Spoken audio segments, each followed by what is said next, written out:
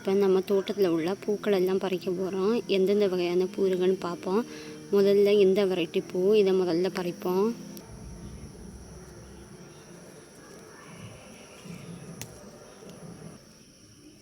மொத்தம் இவ்வளவு பூ கிடச்சிருக்கு. இந்த வெரைட்டி ரோஜா. இதுக்கு பேர் என்னதுன்னு தெரியாது. நெக்ஸ்ட்டு பூவை பார்ப்போம். இது காக்கட்டான் பிச்சி. இது வந்து ரப்பர் பூன்னு சொல்லுவாங்க. நெக்ஸ்ட்டு இதை பறிக்கலாம்.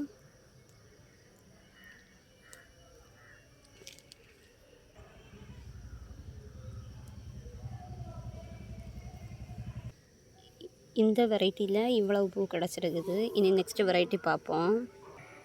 இது ஸ்கின் ரோஸ்ன்னு சொல்லுவாங்க. இதில் ஒரே ஒரு பூ தான் இருக்குது. இதையும் பறிச்சிக்கலாம். அப்புறமா இது கீழே நிற்க பட்டன் ரோஸு. இதில் 2 பூ இருக்குது. இதையும் பறிச்சிக்கலாம். இதை தொட்டியில் வைக்கல, நிலத்தில் இருக்குது. அப்புறம் இது பிச்சின்னு எங்கள் ஊரில் சொல்லுவாங்க. இதில் மொத்தம் 2 ஜாதி மல்லின்னு சொல்லுவாங்க, பிச்சின்னு சொல்லுவாங்க. இதில் 2 பூ தான் இருக்குது. இதையும் பறிச்சு எடுத்துக்கலாம்.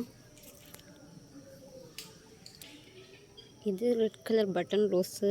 பட்டன் ரோஸ்லேயும் கொஞ்சம் பெருசு. ஆனால் இதை பறிக்க போகிறேன். பறிச்சிட்டு காமிக்கிறேன் எவ்வளோ பூ வந்துருக்குன்னு. இந்த ரெட் கலர் பட்டன் ரோஸில் இவ்வளோ பூ கிடச்சிருக்கு. செடியில் உள்ள எல்லா பூவையும் பறிச்சு எடுத்துட்டேன். ஒரு யூடியூப்பில் பார்த்தேன், சம்மர் டைமில் நிறைய செடியில் உள்ள பூவெல்லாம் பறிச்சிடணும், விட்டு வைக்கக்கூடாது. அப்படி விட்டு வச்சா செடிக்கே பாதிப்பு வந்துடணும். அதனால இது எல்லா ரோஜையும் பறிச்சிட்டேன். நீ நெக்ஸ்ட்டு வெரைட்டி பறிச்சிட்டு காமிக்கிறேன். நெக்ஸ்ட்டு இந்த ரோஸ் கலர் ரோஜா தான் பறிக்க போகிறேன்.